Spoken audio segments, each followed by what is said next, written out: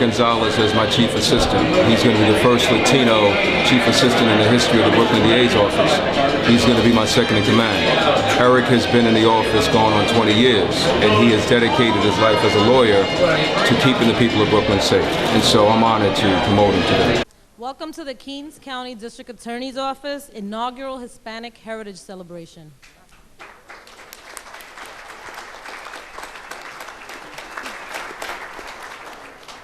I am so honored and so proud that the newly elected District Attorney, Ken Thompson, has given us his full support and the opportunity to organize a celebration and bring the Hispanic Heritage Month event festivities to the community. Let me just say is that Maritza, wonderful introduction talking about the plight of immigrants. Yes.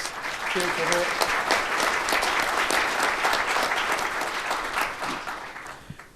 This month we celebrate history, culture, right?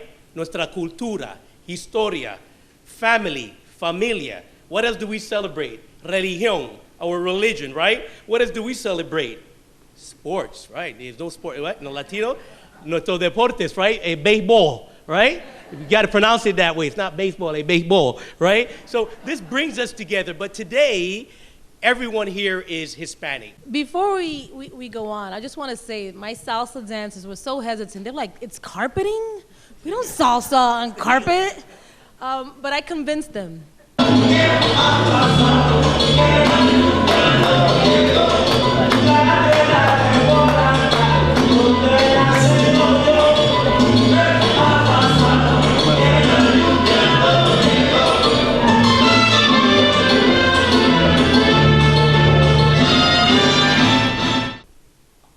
Through the creation of the Immigrant Fraud Unit, District Attorney Thompson has prioritized Brooklyn's immigrant communities with a commitment to investigate and prosecute individuals and business that target, repeat that target and prey upon communities and defraud and exploit innocent people.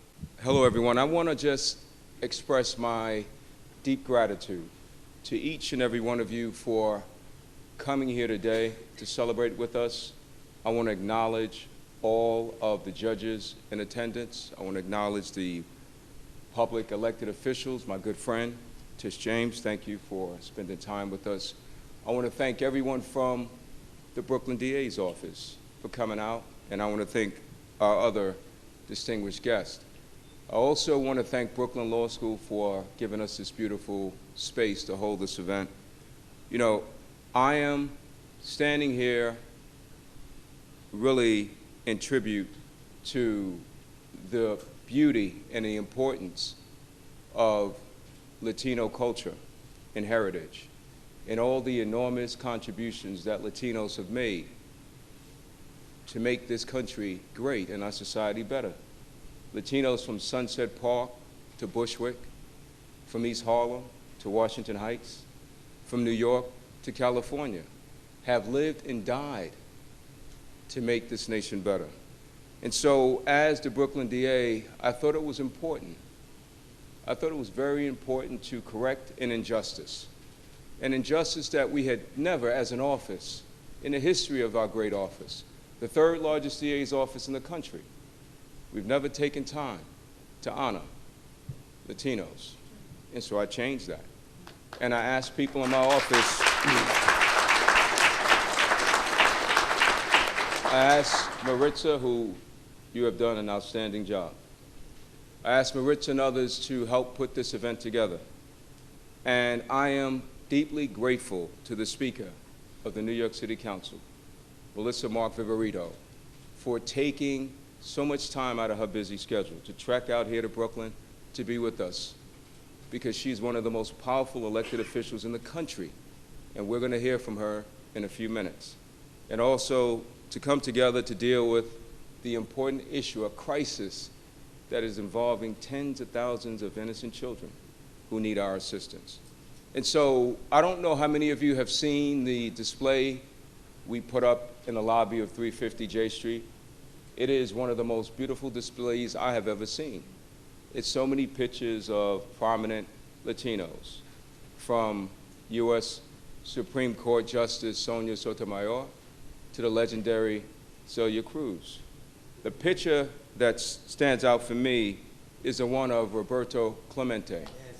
And the reason why I say that, look how beautiful this is. I mean, this is a snapshot. It is gigantic in the lobby.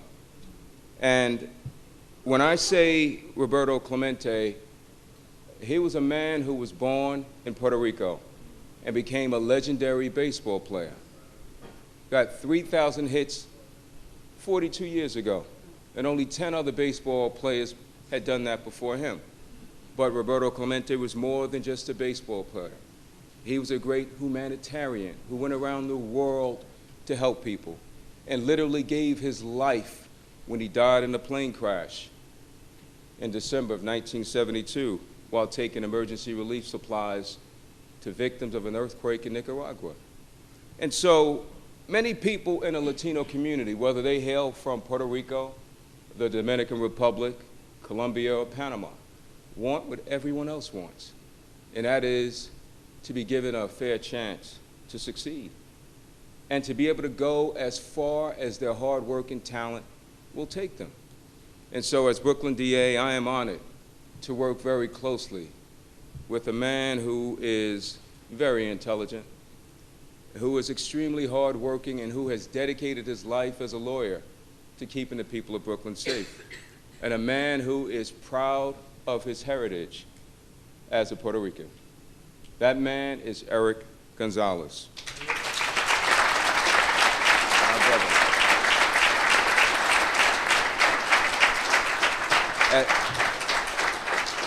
As many of you know, Eric has worked in the DA's office for nearly 20 years, and he's worked in different parts of the office. I promoted Eric in March to serve as my counsel because I was so impressed with him. And Eric became the first Latino counsel to serve in the Brooklyn DA's office.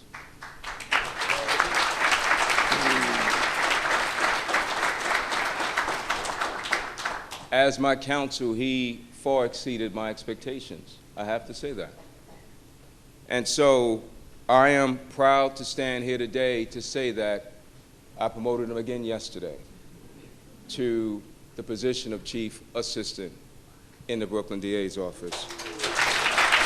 Now,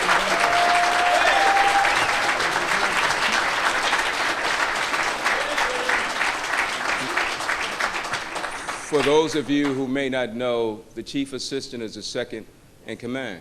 And so in the history of our great office, Eric Gonzalez is the first Latino Chief Assistant in the history of our great borough. And he is going to help me continue to make our communities safer and stronger. But Eric couldn't do it by himself. And that's why he has brought his beautiful family here with us.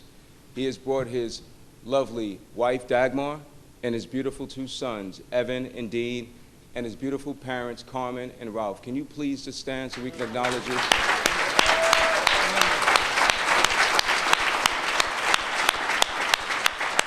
Thank you. Thank you. You're going to hear from Eric in a little while. But Eric would not be ascending to the position of Chief Assistant if it was not for Mark Feldman. Mark Feldman, no. Mark, please stand. When I had no one to walk with me through the door in January, Mark walked with me through the door, and I'll always be grateful to you, Mark, for that. And so we're gonna now take a moment because we're here because we want to hear from Speaker Melissa Mark Viverito.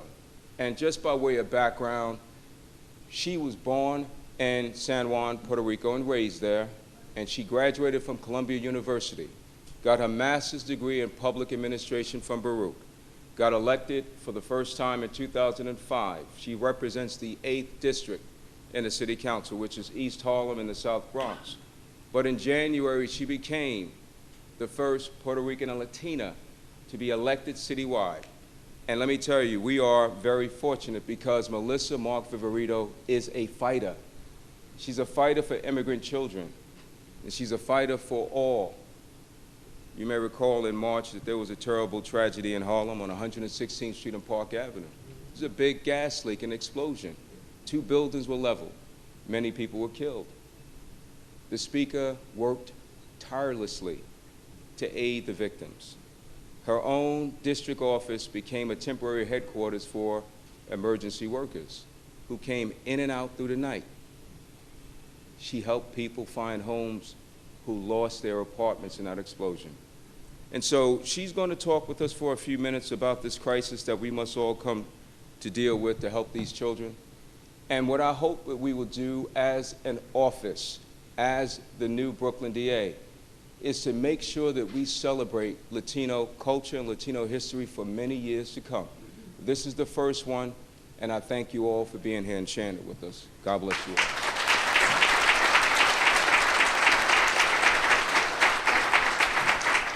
Now, I want to present to some and introduce to others the Speaker of the New York City Council, Melissa Mark Viverito. Thank you.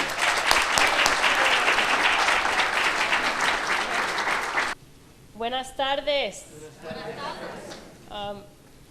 Congratulations, Eric, to your promotion. It makes many of us proud when we see members of our community, right, that advance and continue to break ground and make way for others. And thank you to DA Thompson for making this event happen.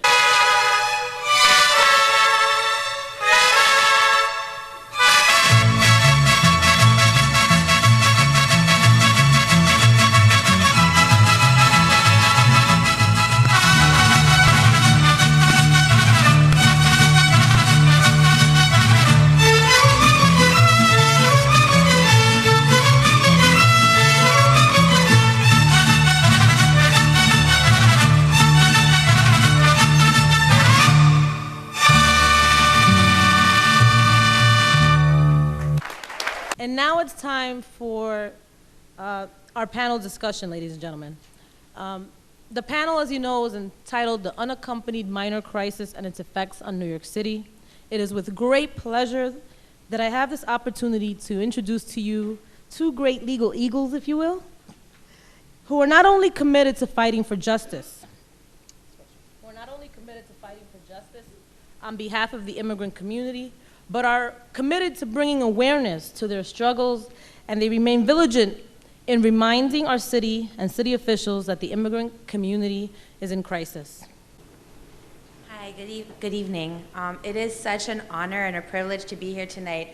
Jojo and I are so honored to have been asked by Maritza to be here and discuss this important topic with you. It has been a real honor to continue to work with Brooklyn's vibrant immigrant communities, and we were so excited when we heard District Attorney Thompson announce the creation of the Immigrant Protection Unit in his inauguration speech that I think I called Maritza before she'd figured out how to really plug her phone into her desk. And it's been a really great partnership since then. How can you help? You can help by being able to tell people exactly what I'm sharing with you today, that these children are not coming because there's deferred action for childhood arrivals. They weren't here. They weren't here when that law was passed. They are not coming because everything in America, there's gold on the streets in America. They are coming because their countries are unable and unwilling to protect them. It's as simple as that. They are coming here seeking protection, and that is why it's a humanitarian crisis. If you don't take anything away from me and Camille today, whether you step forward to take a case or you don't step forward, I think just being able to talk about this and being able to say that in New York State, it's projected that we'll have about 6,000 of these children in our midst. They will go to our schools. They will need healthcare services. But that is what America was built on. America has always opened its doors.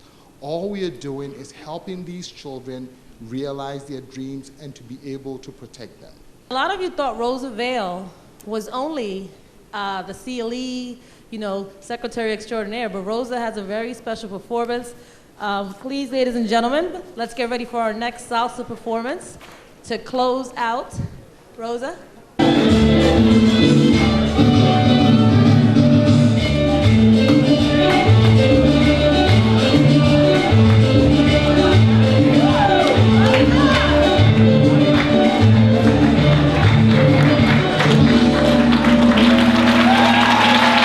It means so much to me that DA Thompson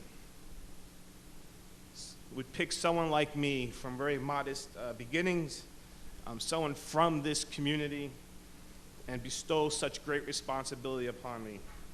I will do my best to make all of you proud.